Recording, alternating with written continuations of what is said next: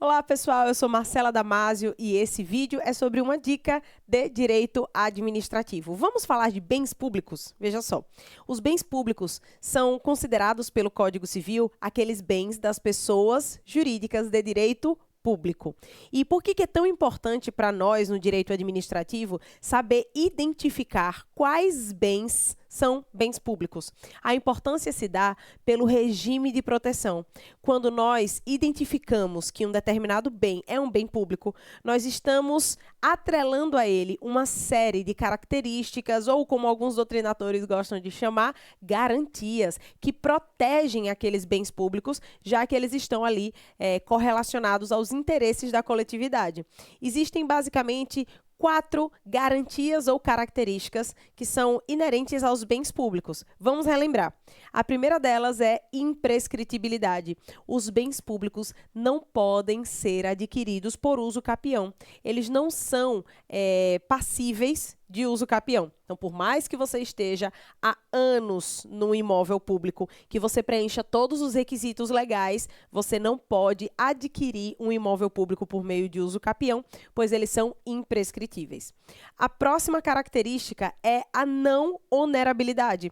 Os bens públicos, eles não podem ser dados em garantia para que a administração pública, realize as suas negociações. Imagine a situação esdrúxula da administração estar fazendo alguma negociação e dar uma escola pública em garantia. Olha, se eu não quitar a minha parte neste negócio, você pode penhorar a escola pública.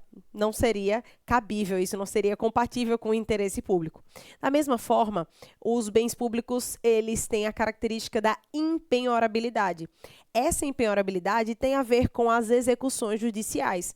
Quando a administração pública está respondendo em juízo, o Poder Judiciário ele não pode, na fase da execução, penhorar os bens públicos para que a administração quite suas dívidas. A administração ela já tem o orçamento para fazer isso, ela é um ente solvente. Então, não cabe ao judiciário constringir os bens públicos também.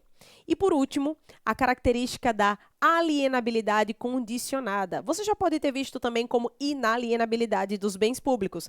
É que essa é a regra. Os bens públicos não podem ser alienados, mas existem algumas exceções em que um bem público ele pode sim ser alienado. Tanto é que nós temos uma modalidade licitatória própria para a alienação de bens. É o leilão. O leilão é a modalidade licitatória através da qual a administração pode alienar os seus bens. Então, perceba, essa alienabilidade condicionada quer dizer que, em regra, os bens públicos eles não podem ser alienados, a não ser que eles atendam algumas condições. Por exemplo, a primeira coisa que um bem público precisa para ser alienado é ser desafetado. O que é desafetação, professora? É quando é retirada a utilidade ou a destinação pública daquele bem. Aquele bem ele não vai ter mais uma utilidade. A desafetação, então, é essa primeira etapa. Depois, é preciso que a administração demonstre o interesse público na alienação daquele bem. Ainda vai ser necessário que seja realizada uma avaliação para saber quanto aquele bem vale no mercado. Aí é necessário também que haja, obviamente, o procedimento licitatório, através do leilão. E um detalhe interessante sobre a alienação de bens públicos.